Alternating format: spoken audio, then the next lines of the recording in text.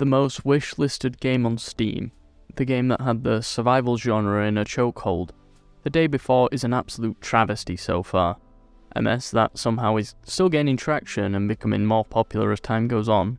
Sense is thrown out the window here. So why is The Day Before such a mess? Well, let's briefly talk about the game's history. First, let's go back right to the beginning of the game. Announced on the 27th of January of 2021, The Day Before is a game made by fntastic, who at this current moment in time have around 100 salaried employees and many more unsalaried volunteers, they claim. They aim to have this game released in the second quarter of 2021, an almost surprise drop for a game of this caliber. During this time window though, between launch and announcement, radio silence, no gameplay, no trailers, only pre-rendered images of what the game could look like. The game looked like a mesh of The Division and The Last of Us. It seems that they took a lot of inspiration from these other games as well. Hell, even the title nearly uses the same font as The Last of Us. But we'll talk about its inspirations and blatant copying later. The game soon got delayed to later in the year, perhaps even 2022. In April, they gave the world what they wanted, sort of. They begged for 10k likes on Twitter to release a trailer for the game. fntastic gave us a taste of the gameplay. Sweet. The teaser left a sour taste in everyone's mouth. The gameplay looked stiff and robotic. I know it's a zombie apocalypse game, but it were super quiet and desolate. Apart from the one bit where some guy drives with police sirens on, in like a field, because that's what a smart person would do in a zombie outbreak. Suspicions arise that the footage was all pre-rendered and not actually gameplay at all, which is quite believable actually. I mean, just look at it. No one in the universe can possibly have aim that bad. You have to try to be that awful. So far, every step that they've taken has left people laughing, but the worst is yet to come. Come August 2021, they were then teasing a mega event to a live stream in September, posting a picture each day to reveal the time. What an original way to tease a game. Unlike every other company though, these lot gave everyone a huge surprise and didn't actually reveal a single thing. They just went silent yet again. I'm not even sure if they finished the 15-day thing and they just stopped day 7. The game then got delayed to June of 2022, which is about a few months after this game first caught my eye originally. I added this game to my wishlist around January of 2022 after seeing the NVIDIA ray tracing promotion. Not knowing the past of this game though, I thought, sick, a zombies game that looks like The Division with the best graphics I've ever seen in a game.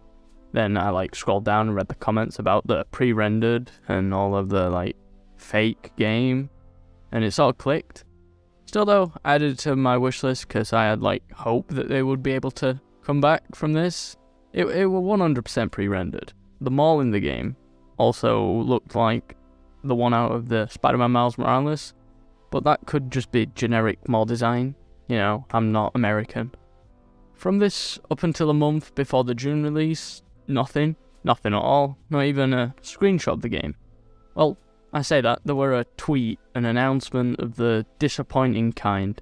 fntastic announced yet another delay, this time until March 2023, citing their change to Unreal Engine 5 as the reason why. I guess UE5 has better graphics and rendering for store-bought assets. This was met with even more backlash from the community. Once again, jokes flew around that the game doesn't even exist at all. After June window release date, silence yet again until December, when they announced that the game will be shown at another major event in early January. The event was CS, the one where they show up all the new tech and NVIDIA announce a graphics card or something. Speaking of NVIDIA, they endorsed this game. They showed it off in gameplay trailers, which isn't surprising considering how much NVIDIA love hype and selling graphics cards at extortionate prices, but we'll not go over that. A mere couple of weeks after, and bang, they announced yet another delay, this time up until November. They also took down the Steam page of the game, claiming that they had trademark disputes with some person in South Korea who owns the trademark. So they took down the page, they said they delayed it, and people are still joking, saying that the game doesn't exist. So they retaliated and made a trailer.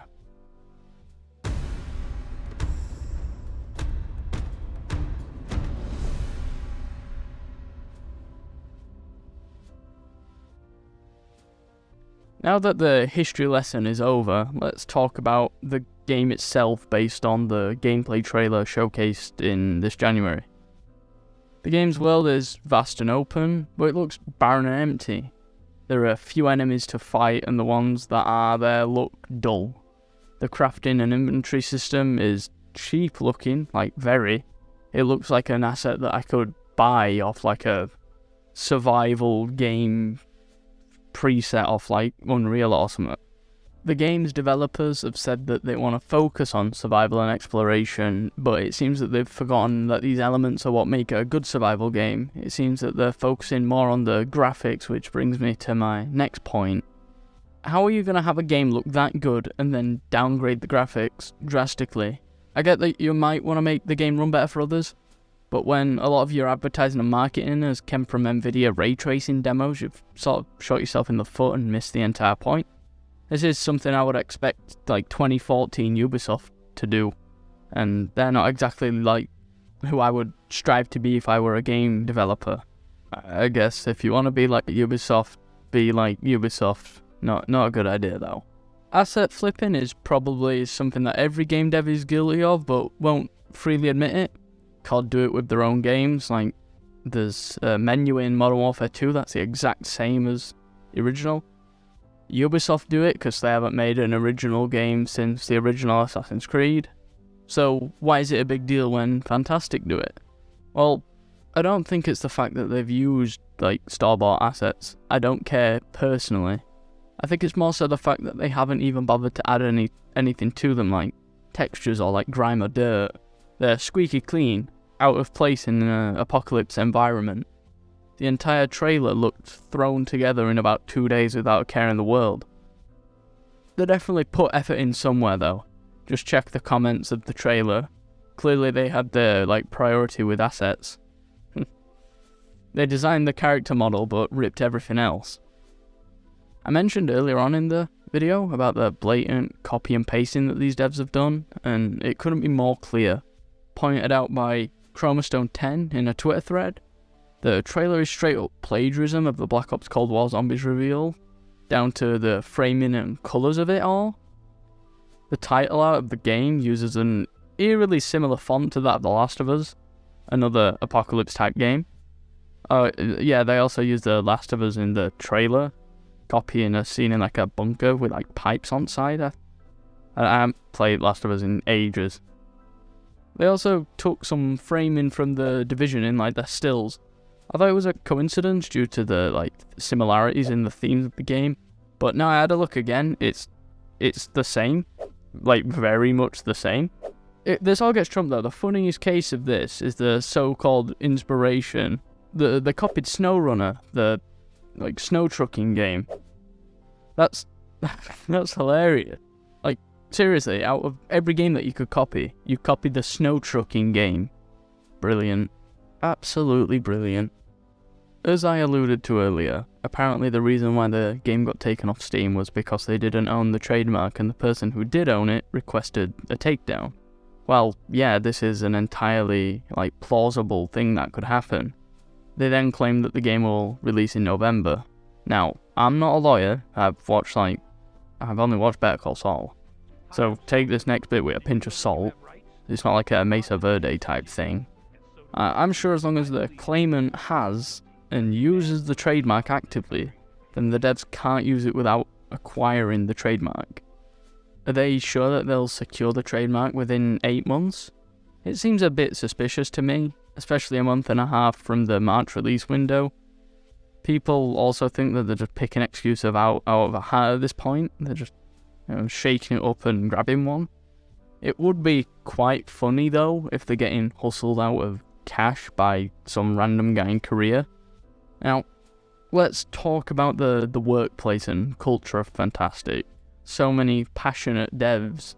So many unpaid volunteers. Yeah, this game's built by volunteers and a handful of salaried employees. A direct quote from their website states, fntastic's culture is based on the idea of volunteering, which is corporate speak for free labour. Allegedly, the volunteers are paid with game codes and other cool rewards, like, I don't know, codes for a game that don't exist. You get drawings, a mug that states I participated.